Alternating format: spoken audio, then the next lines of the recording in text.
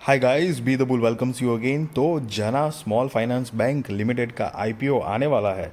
उसके बारे में बात करेंगे। उससे पहले अगर मेरी चैनल पर नए हैं तो प्लीज़ सब्सक्राइब कर दीजिए, बेल का बटन हिट करिए, लाइक करिए और मेरी वीडियो और मेरी चैनल आपके सारे कॉन्टैक्ट के साथ भी शेयर करिए ताकि उनकी भी स्टॉक मार्केट की जर्नी और भी ज़्यादा कॉन्फिडेंट, सक्सेसफुल और अवेयर हो पाए गाइस।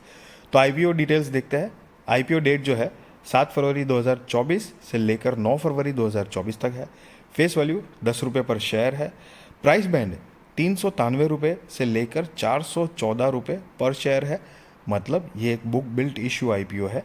लॉट साइज 36 शेयर्स का है और टोटल इशू साइज जो है 1,37,68,049 शेयर्स, करीब 570 करोड़ रुपए कंपनी जुटाएगी इस टोटल इशू साइज से, जिसमें से फ्रेश इश्यूज के माध्यम से 1,11,59,420 शेयर्स आएंगे। 462 करोड़ रुपए कंपनी जुटाएगी उससे और 26,08,629 शेयर्स आएंगे ऑफर फॉर सेल के ज़रिए, मतलब ओएफएस के ज़रिए, जिससे 108 करोड़ रुपए कंपनी जुटाएगी। अब इसका बेसिस ऑफ अलॉटमेंट जो है वो 12 फरवरी 2024 को होगा। अगर आप इस आईपीओ में अप्लाई करते हो और आपका आईपीओ नहीं लगता है तो रिफंड की इन्फॉर्मेशन आपको 13 फरवरी 2024 को मिलेगी। और अगर आपका आईपीओ लग जाता है तो शेयर्स आपके डीमेट अकाउंट में क्रेडिट होंगे, वो भी 13 फरवरी 2024 है। लिस्टिंग जो होगी, लिस्टिंग डेट 14 फरवरी 2024। Cut off time for UPI mandate confirmation शाम को 5 बजे 9 फरवरी 2024 है। इशू टाइप जैसा कि मैंने आपको बताया, बुक बिल्ट इशू आईपीओ है। लिस्टिंग जो है वो बीएसई एनएसई है गाइस। तो ये एक मेन बोर्ड आईपीओ है जिसकी share holding pre issue 9,34,30,855, share holding post issue 10,45,90,275 है।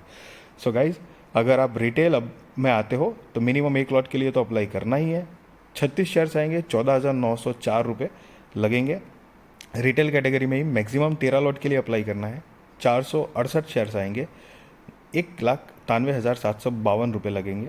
SHNI में मिनिमम 14 लॉट के लिए अप्लाई करना है, 504 शेयर्स आएंगे, 2,08,656 रुपये आपको जमा करने पड़ेंगे।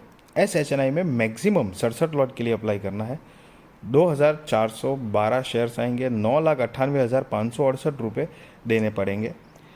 BHNI में मिनिमम 68 लॉट के लिए अप्लाई करना है, 2,448 शेयर्स आएंगे, 10,13,472 आपको लगाने पड़ेंगे गाइस। अब कंपनी का जो आईपीओ जो है उसका रिजर्वेशन देखेंगे तो कि QIB shares offered not more than 50% of the net issue है। Retail shares offered not less than 35% of the net issue है। NII HNI shares offered not less than 15% of the net issue है।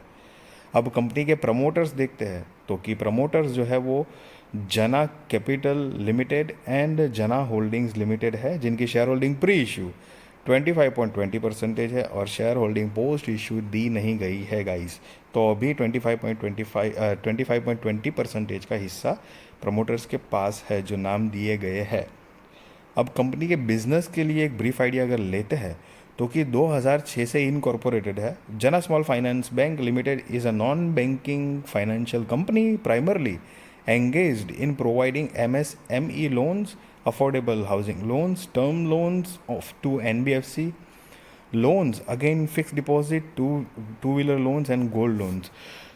Basically guys, कोई भी NBFC company हो, banking sector मतलब bankings हो, उनका basic जो मोटा मोटी जो बिजनेस होता है वो फाइनेंस का ही होता है। सिंपली लोन देती है, अलग अलग कैटेगरी अलग अलग हिसाब से।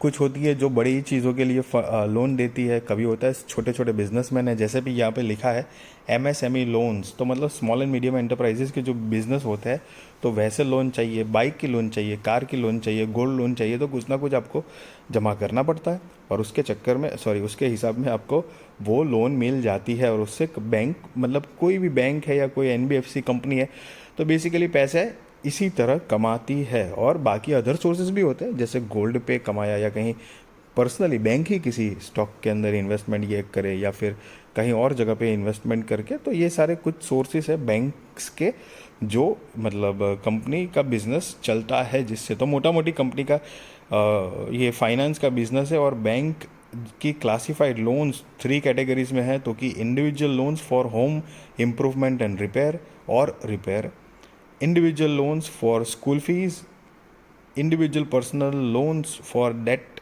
consolidation, family functions, incen incidental expenses. Okay sorry guys अगर मतलब थोड़ा नाम टेढ़ा मेढ़ा ले रहा हूँ तो incidental expenses and business purposes. So guys company इस तरह की लोन्स देती है. अब तो कई एनबीएफसीज या दूसरी जो फाइनेंस कंपनीज होती है या बैंक्स है वो तो मतलब घूमने जाते हैं ना फॉरेन ट्रिप्स, तो उसके ऊपर भी लोन दे देती है भाई कि आप घूमने के लिए भी लोन लेके जाओ और बाद में आराम से धीरे धीरे करके हफ्ते में चुका देना. तो बेसिकली ये लोन का बिजनेस है. और नीचे ये कंपनी के कुछ रिसेंट मतलब क्या धंधा किया वो दिखाया गया है. हालांकि वो तो हम बाद में मतलब नीचे देखने ही वाले हैं और आगे जाएंगे तो.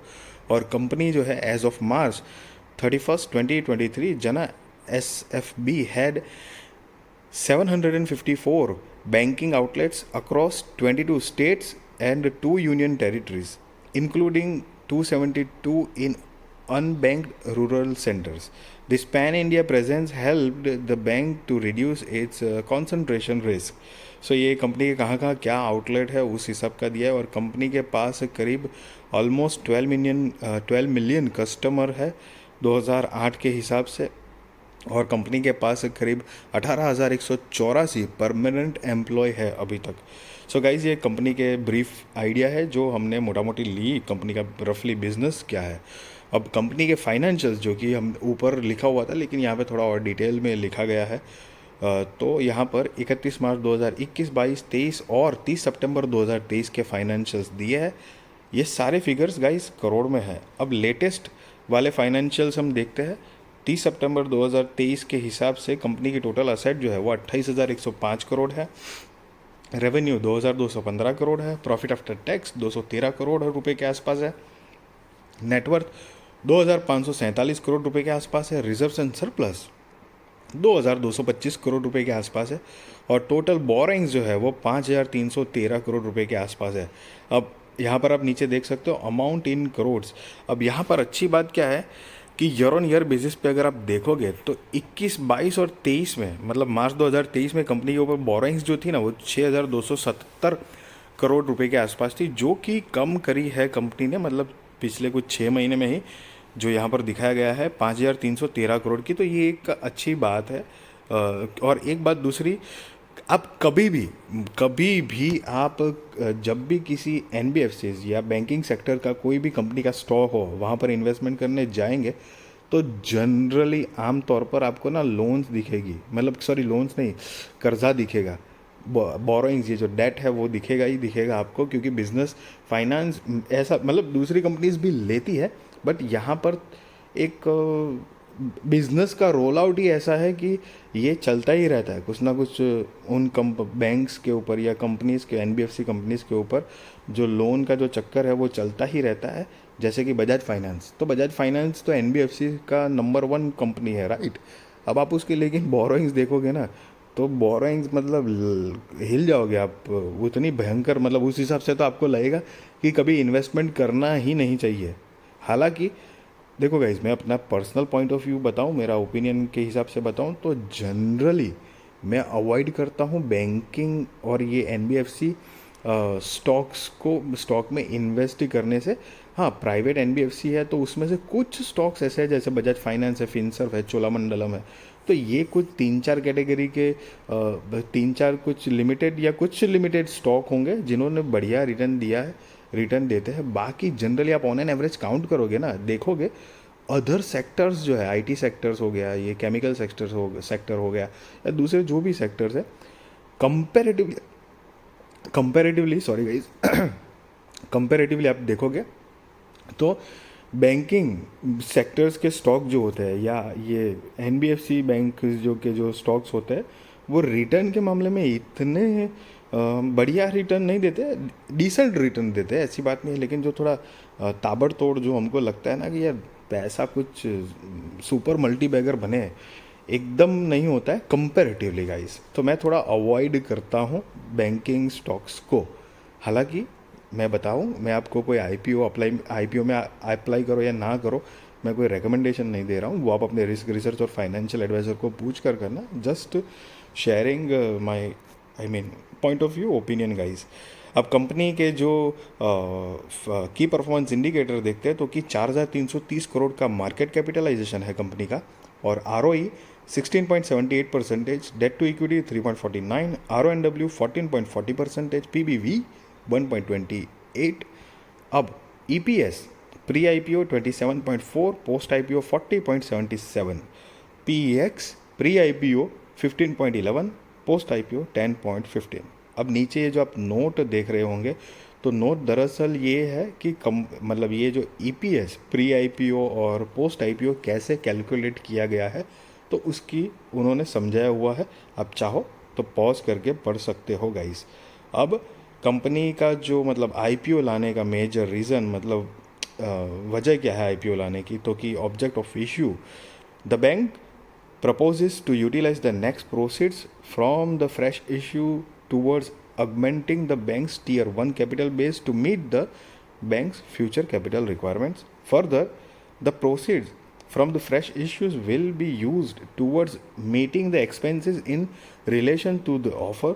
The bank accepts the receives the benefits of listing the equity shares on the stock exchange। तो ये कंपनी के कुछ रीजंस है।